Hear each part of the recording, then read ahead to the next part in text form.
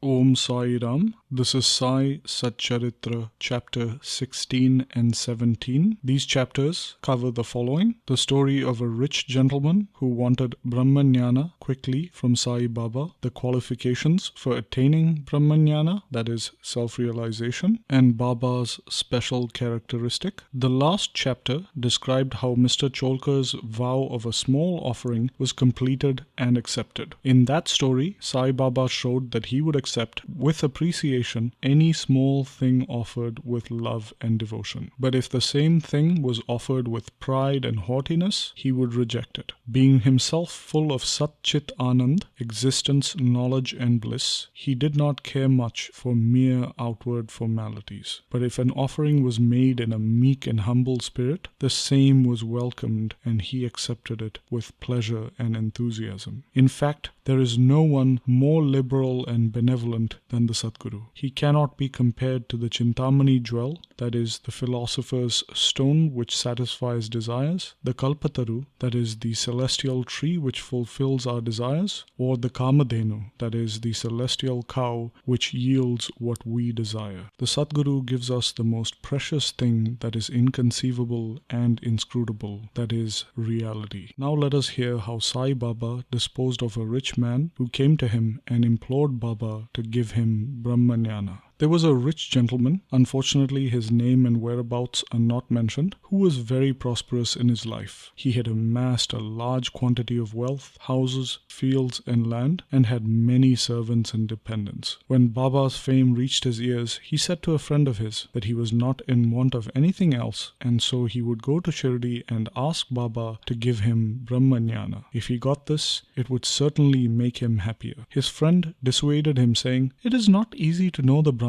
and especially so for an avaricious man like you, who is always engrossed in wealth, wife and children. Why would anyone satisfy your quest for Brahmanyana when you don't even give away a rupee in charity?" Not heeding his friend's advice, the fellow hired a tanga, that is a small horse-drawn carriage, and came to Shirdi. He went to the masjid, saw Sai Baba, fell at his feet, and said, "Baba, hearing that you show the Brahman instantly to all those who come here, I have come from a distant place. I am fatigued by the journey, and if I get the Brahman from you, my troubles will be rewarded." Baba then replied, "Oh my dear friend, do not be anxious. I shall immediately show you the Brahman. All my dealings are in cash and never on credit. So many people come to me and ask for wealth, health, power, honor, position, cure of diseases, and other temporal matters. Rare is the person who comes here and asks me for Brahmanyana. There is no dearth of people asking for worldly things, but as persons interested in spiritual matters are very rare, I think it is a lucky and auspicious moment when persons like you come and press me for Brahmanyana. So I show to you with pleasure the Brahman with all its accompaniments and complications." Saying this, Baba started to show him the Brahman. He made him sit there and engaged him in some other talk or affair, and thus made him forget his question for the time being. Then he called a boy and told him to go to Nandu Marwadi and get from him a loan of 5 rupees. The boy left and returned immediately, saying that Nandu was absent and that his house was locked. Then Baba asked him to go to Bala the grocer and get from him the said loan. Again the boy was unsuccessful. This experiment was repeated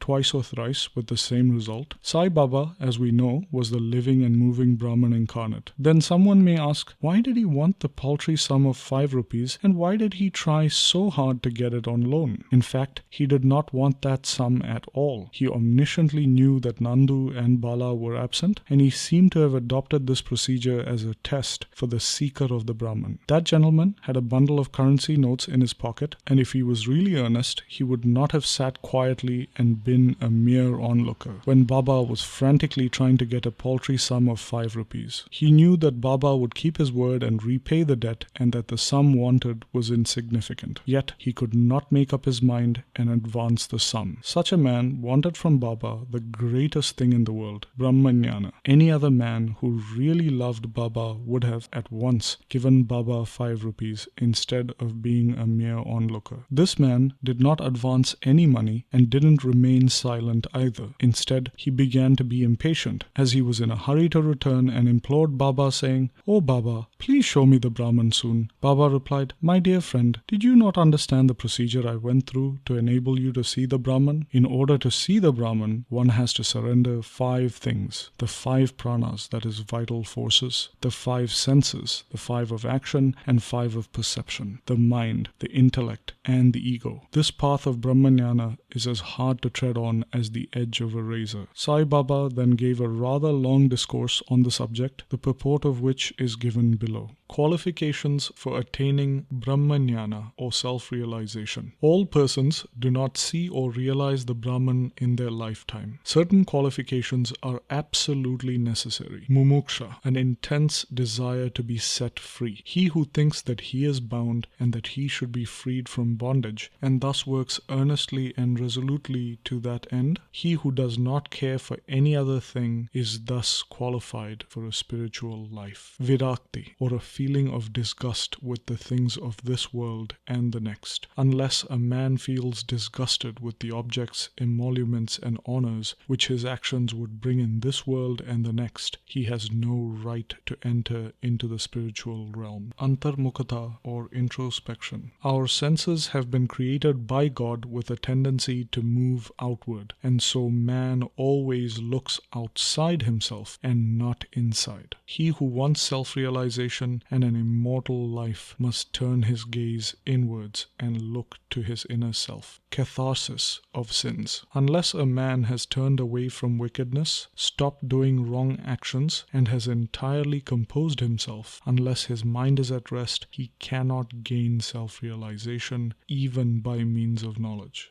Right conduct. Unless a man leads a life of truth, penance, insight, and a life of celibacy, he cannot attain union with God. Preferring Shreyas, that is, the good, to Preyas, the pleasant. There are 2 kinds of things, the good and the pleasant. Both these approach man for acceptance. He has to think and choose between them. The wise man prefers the good to the pleasant, but the unwise, through greed and attachment, chooses the pleasant. Control of the mind and senses. The body is the chariot and the self its master. The intellect is the charioteer and the mind the reins. The senses are the horses and the sense objects their paths. He who has no understanding and whose mind is unrestrained, his senses unmanageable like the vicious horses of a charioteer, does not reach his destination, that is, get self-realization. Instead, he goes through rounds of births and deaths. But he who has understanding, whose mind is restrained, his senses under control, like the good horse of a charioteer, reaches that place,